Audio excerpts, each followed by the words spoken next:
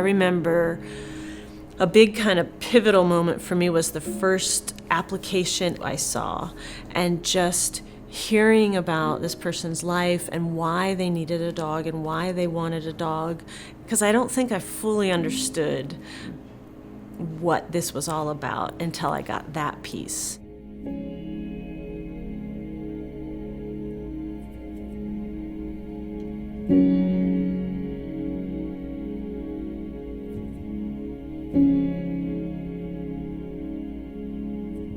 I started losing my hearing probably in my late 30s.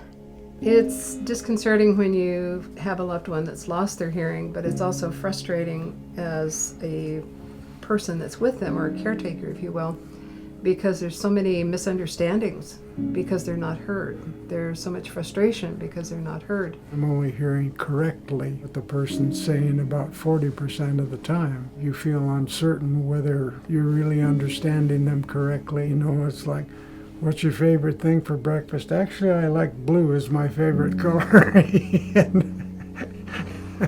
It's not quite that bad, but it can be very pronounced like that.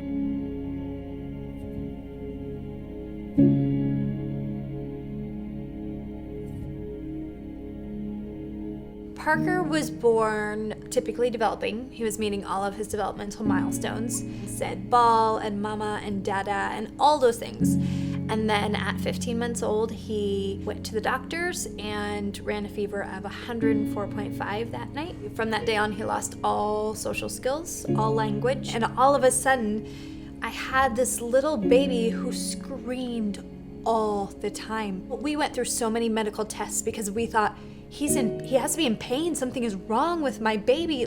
I was terrified. I didn't know what was happening to him. And very quickly, Parker received both a medical and an educational diagnosis of autism. He has what's called regressive autism. So there's people who are born experiencing autism, and then there are people who develop autism later. And it was by far the hardest time of my life.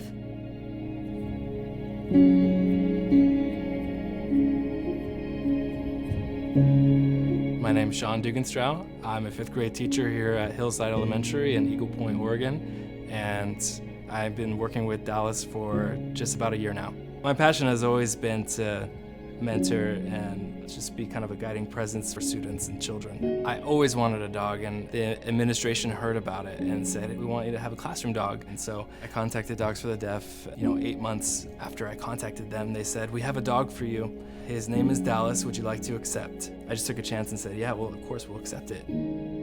Living with hearing loss is hard, and it is so far-reaching. It's not the mechanics of the nerves are damaged or the inner ear has this complication. I don't feel as close to my family because I can't participate in group conversations anymore. Or, I no longer see my friends because they got tired of having to repeat everything for me. I ended up being quieter, yes. Because of pulling in, you not only get isolated because of your limitations, you end up isolating yourself even further to seek a comfort level. And that's just one layer, and it's such a sort of limiting closing of a person's life because so much is cut off. There's been a number of times that she's tried to call me, contact me, whatever, and not being able to respond to your wife when she needs or wants something is a very uncomfortable situation. By that time, the frustration level was so high with me and not being able to be heard that I told Vince, I said, there's got to be something out there, something that can help us. I had a friend that worked for Dogs for the Deaf, and she contacted me and said, we're starting this new program. I wonder if you guys would be the perfect beta family. And at first I was not sure. Having a service dog is a commitment to a whole nother experience, but I knew from past experiences that Parker responded really well to dogs.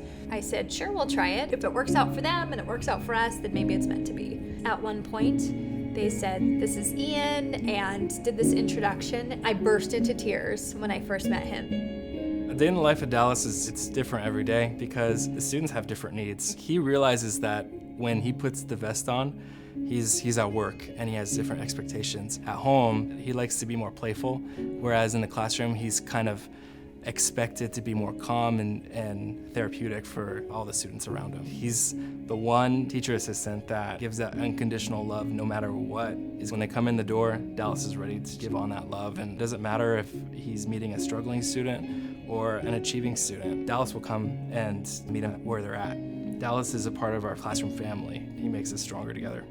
I was so impressed with what an awesome teacher Sean is. But the way he was with his students, I was so impacted. He is the epitome of patience and kindness, and the way he kind of like laid out his plans and did all these fun little unique ways to teach them things was awesome. And everybody interacted for me. I mean, that's a sign of a great teacher. I mean, I've been told I'm a patient teacher or a patient person, but if I ever lose my patience or if I ever feel really frustrated, it's great to just look at Dallas and just look at him, and he's like, just his face is a reminder, like, it's gonna be okay. We're gonna have an awesome day today. Everything's gonna be great. It's almost lunchtime. We're gonna be okay.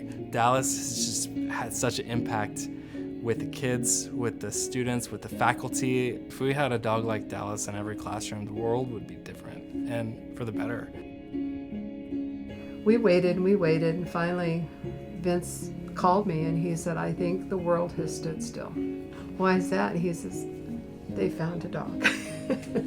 Notifying the client when we had a match for them, and they're, just sometimes they would cry or scream and just be elated with joy, because in some cases they're waiting over a year for this helper and this companion and this part to come into their life that they've needed. With Otto, it was really cool because I got to pick him from the shelter. I was new, and getting to pick out a dog like that, he was awesome. Getting to train him and then getting to bring him to Vincent's house was so much fun, because you get to see this like crazy shelter dog who has no manners, and then give him a dog, give him a purpose, which literally translates to changing this other person's life. So that was so much fun to see, and I think, pretty sure Vincent cried, and I know Sally cried. So they had sent him an email with a picture of Otto, and "Will this dog do you?" And of course we both went, "Oh yes." Yes.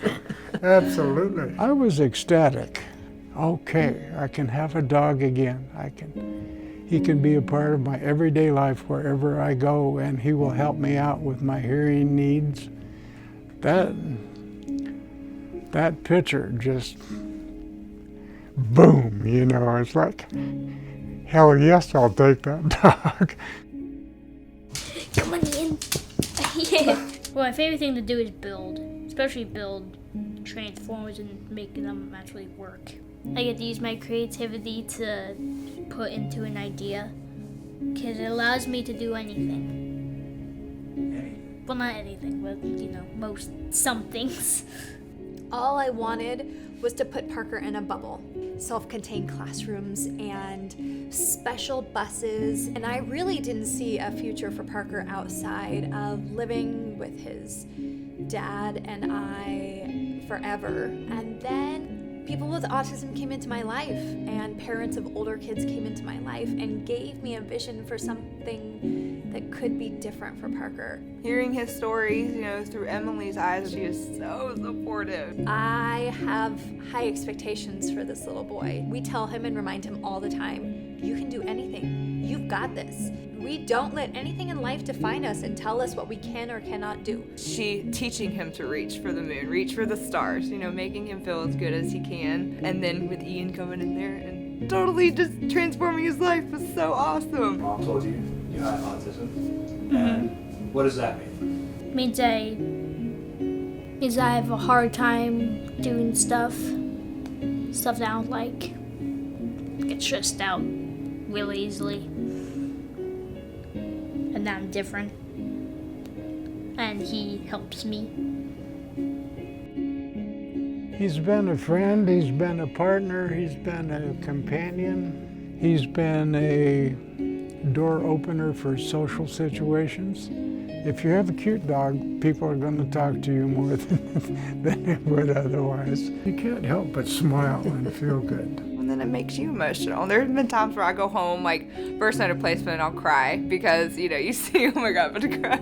It's so touching and so incredible. And for the dog to have that, like, I'm home, like I'm not in a shelter. Here it goes again. I'm not in a shelter, I'm not in the kennel.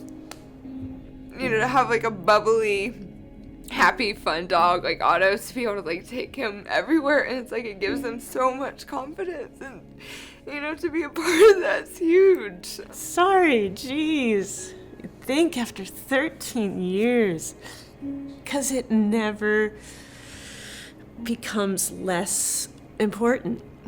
It's just every dog is so worthy of getting this life.